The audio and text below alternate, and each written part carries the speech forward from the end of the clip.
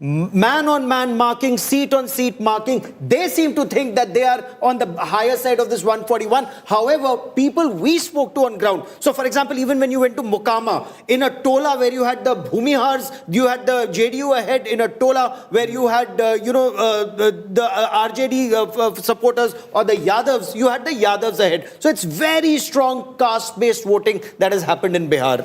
What is evident here, Rajdeep, is that we seem to have overestimated the women factor. Otherwise, that would have led to a clean sweep for the NDA, driven by the women voters. And again, the underestimated perhaps the youth factor, which seemed to be also pushing Tejasvi closer to the halfway mark. Well, if the women were not there, it would be even more trouble for the NDA. That's also very clear when you have a 5% lead and eventually it's coming down to 2%. Sajjan, your first comments on those big numbers. Are we going to see on Friday a much closer contest than many other exit pollsters have been predicting? I've seen polls giving NDA even as high as 160. Let me reconcile my ground insight and axis numbers. I would like to go by the lower denominator for Gathbandhan and higher denominator for the NDA. That's how I reconcile my feedback on the ground and the axis numbers. What's the difference according to you? So that's 90, 98. What's the difference between the two alliances? Where is that big edge to the NDA coming from, Sajjan?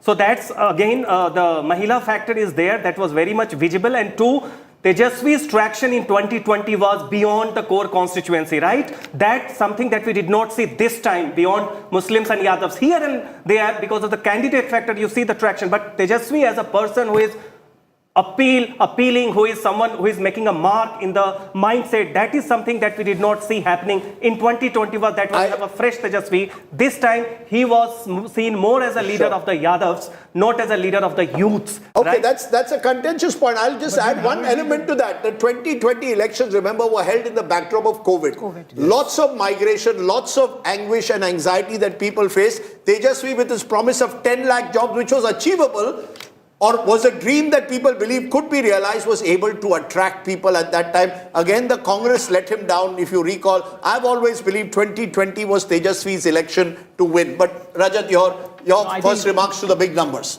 I think Pradeep ji is just hedging. He is just hedging on both the sides. No, so are you saying that Pradeep Gupta is virtually suggesting a potential hung assembly? I can tell you that I spoke this morning to Prashant Kishor. Prashant Kishor is saying, don't rule out a hung assembly, but go ahead. No, I don't care about individual making a remark. We're talking about data.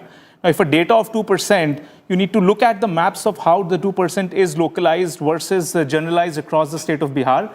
Having said that, looking at the numbers and looking at whatever distribution that you can presume of the women voters, I just believe that Pradeep ji is hedging here on both the extremes, wherein one extreme is a hung assembly and the other is a clear win. I'm just going to stop you for a moment. I'm going to play that graphic again that you just saw beyond the big numbers. We are now going to go into the party split. This, according to me, is the story also within a story of Bihar. Which party is pulling what, how many seats? Take a look at this. As per the Axis My India poll, BJP 50 to 56, that's down almost 20. Remember, they got 75 last time. They are down between 50 to 56, midpoint 53. JDU, which was 43 last time, is now at a midpoint of 59. So the JDU gaining, BJP coming down. The Lok Janshakti doing very well. Many people have written it off. 29 seats contesting, leading as per the survey, 11 to 16. Could Chirag Paswan have become that critical factor with his 5% vote? Remember, his father, Ramvilas Paswan, always knew how to be on the winning side. The rest, 4 to 7. And that includes Upendra Kushwaha and the Hindustani Awam Morcha secular of Jitin Ram Majhi. And Majhi, of course, has chosen good seats. He knows how to choose the right seats. On the other side, RJD 67 to 76. If you looked at purely this as Kaun Banega Sabse Badi Party, RJD once again. Halfway mark 72. So RJD is almost repeating as per Pradeep Gupta's the performance it did in 2020. But he's contesting much more also this time. BJP is contesting less, JDU is contesting less, 101 each. So they're contesting less and yet winning more. Big parties are but there is a look, strike rate. You're right. In terms of strike rate, the BJP is virtually where it is, because last time, of course, the BJP did contest a few more seats. 112. So 11 more seats, but they are down by 20. So the BJP is as per his survey, is underperforming. The JDU and the allies are taking it over the halfway mark as per his poll. RJD party number 1. Congress 17 to 21. Congress will be thrilled with those numbers. Because the Congress... And Rajdeep Sardesai, from the likes of you who wrote their obituary, it was premature. But Javed, they themselves wrote their obituary. You speak to Mr. Javed Ansari, 17 to 21 seats is only winning 33% of the 61 seats you have. So... that's like clutching at straws. Okay, halfway mark is... No, 1 minute. Halfway mark is, for the Congress is 19. So the Congress which contested 70 last time won 19 is winning 19, contesting 61 this time. No, they're not. No, not even 50. 51 on paper. Plus 11 friendly, 8 friendly fights. No. Okay, they wanted 61. They took back 3. They had 58. 8 are friendly fights. 51 is what they're contesting. Yeah. So at the end of the day, the fact is that the Congress is virtually where it was last time, having contested fewer seats. The next one. VIP. This was the party that was the Mahagathbandhan was hoping would also pull it up. It is contesting 13 seats. It is 15 seats. It's winning 3 to 5. So it's not winning 50%. Some of the allies need to start winning 50% of the seat. The others rest is 10 to 16, Rajdeep, which is that's where the micro data is. Primarily the CPI-ML. So the CPI-ML is the one which is pulling up in a way as it did last time, the Mahagathbandhan. Others 1 to 7. No, Rajdeep. The CPI is doing badly. But ma'am, just a minute. Let us please break down the numbers. Others have to be 1 to 7 and the JSP is 0 to 2. So you've got a situation at the moment which, if these numbers hold, clearly show RJD party number 1, but the allies of the BJP are doing reasonably well, particularly the JDU and the Lok Jan Shakti, and thereby ensuring the BJP is over the halfway mark. Could the story be of, at the end of the day, having a wider alliance gives you that 2 or 3% extra vote? Getting in an Upendra Kushwaha, getting in a Chirag Paswan who fought last time is turning to be the game changer. Am I right? Yes, precisely, because you find on the ground excellent chemistry and arithmetic when Paswan voters are coming. All the theories about two parties, vote transfer is happening on the ground, on the bottom. Two also, you see, Kushwaha factor in Bihar never had a synchronized voting pattern like Kurmis, Yadavs, etc. Right? So Magad and Bhojpur region did have CPI-ML vote bank. So therefore, but still compared to 2020, you find more Kushwahas voting. Similarly, you find among the non-Paswan, non-Ravidas, Dalits, you have more traction towards Mahagathbandhan, NDA. So that way, certainly NDA chemistry and arithmetic is more in sync, compared to that. Let's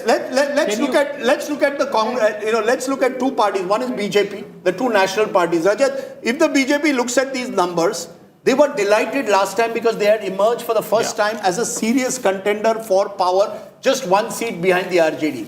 Now having gone down, if these numbers hold, is this an acceptance that the BJP in Bihar, the one state where they've not had a chief minister of their own, has their limitations? I think the entire leadership of the state unit of the BJP has been struggling. They have lacked any charismatic leader who have their own goodwill to swing elections on their own, and that misery continues. And I think this is the reason why they have to still, agree to 50-50 sharing of seats and everything. I just believe that the whole unit, the state unit, does not exude confidence, and that starts reflecting into lack of performance even on the ground. And I don't think the central BJP has any options in terms of picking the right faces. They're experimenting with certain faces from outside, but that's about it. There is no real imagination. Just for 30 seconds, BJP is no longer the junior partner in an alliance. In Bihar, it is contesting equal number of seats as the JDU. 101 is what both of them are contesting. But yes, JDU winning more, no doubt, according to these numbers. But the fact remains that the way they're campaigning, the bigger election machinery that they have, they are trying to make deeper inroads along with the RSS. Okay, Preeti, your first reactions to what you're seeing from the Congress party. You said that the Congress party, compared to last time, contesting fewer seats, is winning the same number of seats. Does that suggest that the Congress party got better seats this time, or they've run a better campaign? No, I don't think they've run a better campaign, and I actually don't think they bargained for better seats, because most 34 seats is where they're facing off against the BJP and the JDU, and they really don't have that much of a great track record. I think what is bolstering the chances of the Congress here, and I have to say, is despite of the Congress's performance on ground, it is, the larger anti-incumbency. People are feeding into that. Number one. Rajdeep, when you look at the others, and if you can put all the data out in terms of the party breakup, the left last time around got 16 seats. Where you look at others, which left is a component of 10 to 16, there are 7 other components that the MJB has, along with IP Gupta's party and 6 other smaller factions representing 1 or 2 seats where the Dalit communities are concerned. The left is pulling the Gathbandhan down here. The left is not doing as well as it did in 2020. And the other one point I'd like to make, the BJP would be gutted to see these numbers. They truly would be gutted to see these numbers. They were clearly expecting over 70. If these numbers, of course, if these numbers hold. One point here. If we look at, in terms of the strike rate, the JDU strike rate is the best among all the political parties. Yes. It is at 61%. The RJD's is around 52%. Important factor, as we have been saying, Rajdeep, that this election is revolving around Nitish Kumar. He's the central figure of this election, and he is the one actually who has pulled up the numbers of the BJP. What is BJP's contribution to this number or to the overall picture of the NDA? Of course, they are bringing in the upper caste votes. But, of course, we have been talking about the election winning machine. They have good booth management, but as far as the vote-catching ability of Nitish Kumar is concerned, that remains intact, even after he has been in power for 20 years. So what these numbers would suggest is Tejasvi is firmly, if these numbers hold, Tejasvi is firmly the face of the opposition, but Nitish Kumar Bihar ki majboori hai ya zaruri hai, whichever way you look at it, it will be Nitish again if these numbers hold. Good point to go and join all our political guests. Sanjay Kumar, National Spokesperson JDU, Jayant Jigyasu, National Spokesperson RJD, Anukruti is the space spokesperson Jan Suraaj, Guru Prakash Paswan, National Spokesperson BJP. To you, Mr. Paswan, first, if these numbers hold, and I keep emphasizing it's a big if, how will the BJP see this? 50 to 56 is what you're winning in a state where you won 75 last time. Is there an acceptance, as Maria just said, that this is Nitish's election? To an extent, BJP has piggybacked on Nitish rather than the other way around as was 5 years ago. No, Rajdeep ji, I don't think I agree with the position, but you have to understand when you are giving a sector-wise data.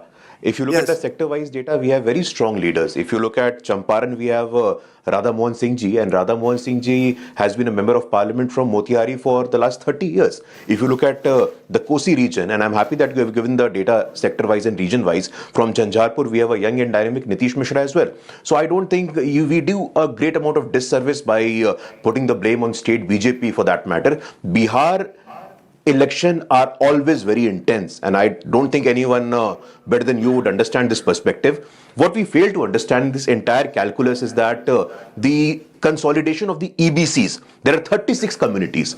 The Nishads, and in fact, when we speak of the EBCs, the Nishads saw how repeatedly Mukesh Sahni was insulted. His brother was denied a symbol from the very prestigious seat of Gauda Badam of Darbhanga. So I agree with you when you say it's a very candidate-specific, it's a very state-specific election. But you cannot discount the fact that the large number of women, the large number of youngsters, they have come out, and it's very, it's not justified to assume that the youngsters voted for the Tejasvi Yadav. Today, what we realize in this election, and I say this. Sir, I have to go with the data before me. You're getting Mahila vote but not getting the Yuva vote, which is one of the interesting factors of this election. I want to go to Jayant Jigyasu, National Spokesperson RJD. It almost seems that this is 2020 redux in a way in terms of the overall seat share if these numbers hold. It's a big if. I keep repeating it's an exit poll. Is there any hope you have, given these numbers, that you could form a government, or will you fall short like you did last time? Because none of your allies are getting 50% of the seats. You're the only potential party within the Mahagathbandhan getting 50% of its seats that it's contesting. Will be remembered for the statesman spirit of Tejasvi Yadav. And he has discharged his duties very conscientiously in 10 years stint as a legislator, as the deputy CM, as the leader opposition. And people trust him. People like him, admire him, appreciate him, and they want to see him as the next chief minister of Bihar. Whatever he promised, he has delivered. And as far as these exit polls are concerned, I'm still unable to decipher, and it's still enigma for me.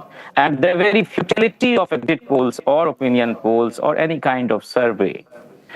We remember so you don't trust these numbers. What are your internal numbers saying? Jayan ji, आपके internal numbers क्या कह रहे हैं?